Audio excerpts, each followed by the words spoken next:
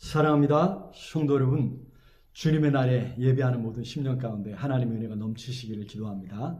오늘 주신 말씀을 다시 한번 요약해서 전해드리려고 합니다. 오늘 우리 사회가 비상계엄 선포로 인해서 큰 혼란 속에 빠져 있습니다. 그런 와중에 한국 교회도 정광훈 같은 사람들로 인해서 크게 혼란스러운 가운데 있지요.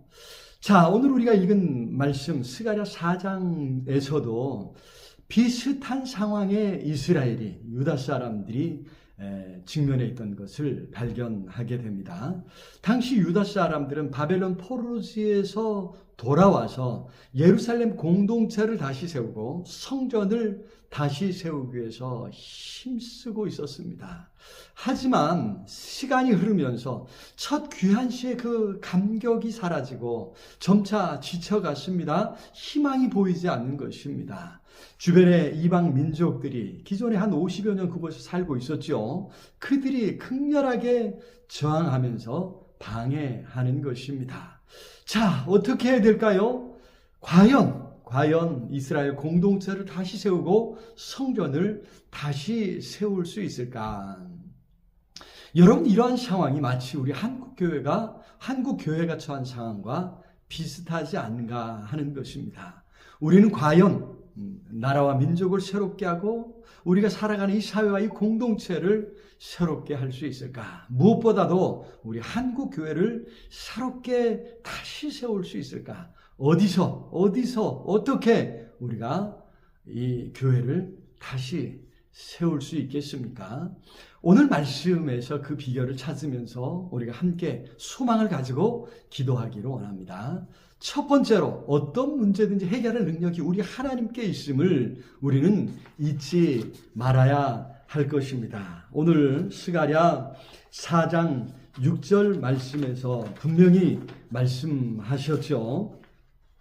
그가 내게 대답하여 이르되 여호와께서 스룹바벨에게 하신 말씀이 이러하니라. 만군의 여호와께서 말씀하시되 이는 힘으로 되지 아니하고 능력으로 되지 아니하고 오직 나의 영으로 되느니라. 그렇습니다. 자, 스가랴 선지자를 통해서 하나님께서 분명히 하신 말씀은 나의 영으로, 곧 성령으로 이 모든 일을 이루신다 말씀하셨습니다. 큰 산처럼 지금 이스라엘 공동체를 둘러싼 어려움, 너무나도 힘든 것이었습니다. 하지만 하나님께서 성령으로 그 모든 어려움을 깨뜨리시고 결국 이스라엘 공동체를 세워주실 것이다 라고 하는 것입니다. 우리 예수님께서도 성령으로 그 모든 어려움 겪는 사람들을 고치시고 또 결국엔 죄에서 구원해 내셨죠. 사도행전 10장 38절에 하나님이 나사렛 예수에게 성령과 능력을 기름 붓듯 하셨음에 그가 두루 다니시며 선한 일을 행하시고 마귀에게 눌린 모든 사람을 고치셨다 말씀하지 않았습니까? 자, 그러니 오늘 우리도 예수님처럼 시시때때로 기도하여 성령의 능력을 힘입어야 될 줄로 믿습니다.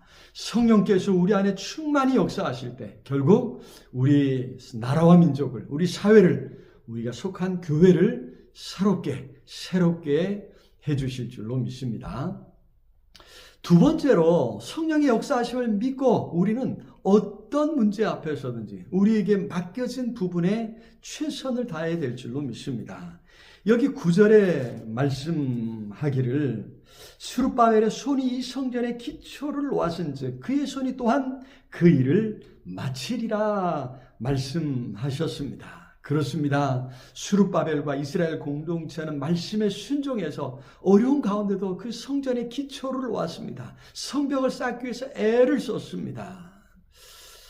사실 지금 이스라엘이 하고 있는 이 일은 이전에 솔로몬과 다윗과 솔로몬이 했던 일에 비하면 너무나도 초라하기 그지없던 일이었습니다. 그래서 어떤 사람은 이런 이야기를 합니다. 10절에 작은 일의 날이라고 멸시하는 자가 누구냐? 그렇습니다. 너무 작고 보잘것없는 초라한 일이라 불평하며 팔짱지고 뒤에서 앞에서 수고하는 사람들을 비웃고 조롱하는 사람들도 있었다고 하는 것입니다. 하지만 우리가 잊지 말아야 할 것은 하나님께서는 그 작은 일의 순종과 헌신을 통해서 일하신다고 하는 것입니다. 그렇습니다. 하나님께서 일하시기 위해서 우리에게 순종을 원하신 것입니다. 의미 없어 보이는 그 일을 하나님께서 당부하셨다는 것이 중요합니다. 작은 일이라 멸시하지 말라고 하셨습니다. 순종하라고, 충성하라고 하신 것입니다. 그러면 나머지는 우리 하나님께서 이루실 것이라 말씀하신 것이지요. 그 약속을 믿고 오늘도 맡겨주신 삶의 자리에서 더 믿음으로 살아가고 순종하며 살아가시기를 바랍니다. 세 번째로, 그렇다고 해서 우리가 작은 일에만 여기 좁다란 우리 삶의 자리에만 또한 머물러서는 안 된다는 것입니다.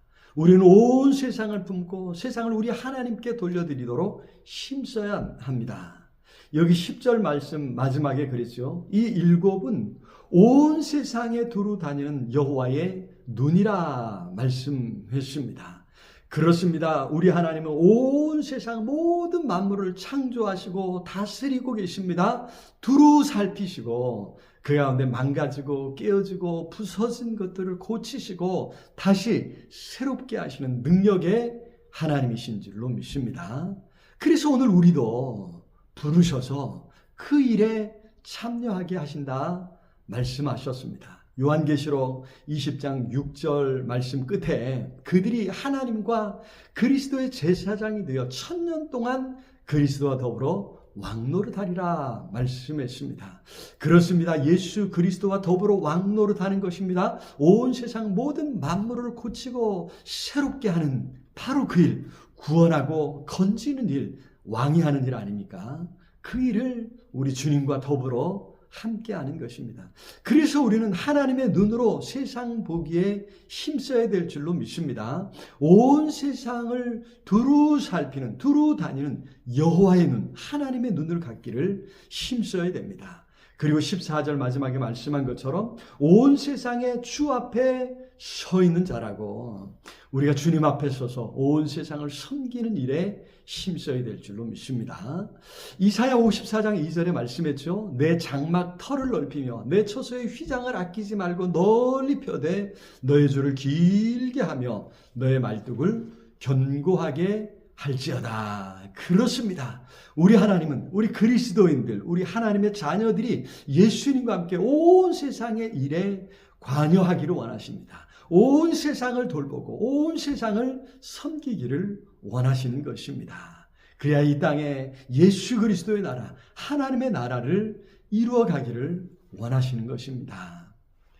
바라기는 우리의 관심을 넓히고 우리의 지경을 넓혀가므로 이 땅에 하나님의 나라를 이루어가는 믿음의 사람들이 될 수 있기를 원합니다. 참으로 답답한 시간들입니다. 그래도 소망을 잃지 않았으면 좋겠습니다. 하나님께서 성령으로 함께 하셔서 그 뜻하신 바를 반드시 이루실 줄로 믿습니다. 그 하나님을 믿고 오늘 맡겨오신 삶의 자리에 충성함으로, 비록 작은 일이지만 순종함으로 하나님과 함께하는, 그래야 이 땅에 하나님의 나라를 이루어가는 믿음의 사람들이 될 수 있기를 기도합니다. 사랑의 주님, 오늘 우리의 삶에 찾아오셔서 아름다운 일들을 계획하시고 이루어 가심을 믿습니다.